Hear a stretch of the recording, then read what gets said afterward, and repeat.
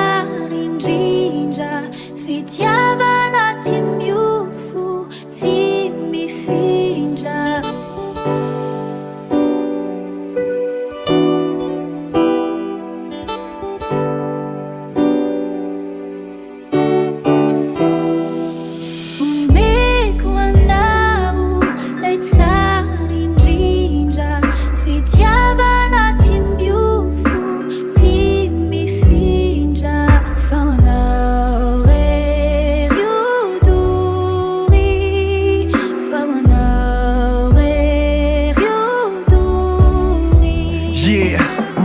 anaty voaly le antoka anaty sy mba nandaota anaty jaly tsy de ara-materialy zay misy eo hitambarana fidinana fiakarana manaiky fa tsy vola ihany kainy fahasambarana natsotra fiakanjo aiko fa tsy fifasily na tsy arahana faux ongle sy arahana fossile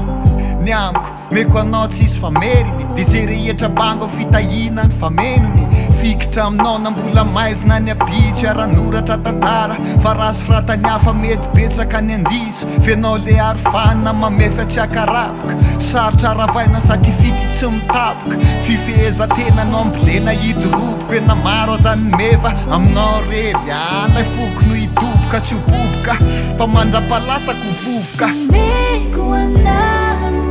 le tsara indrindra fitiavana tsy miofo tsy mifindra fa manao rery odory fa manao rery odory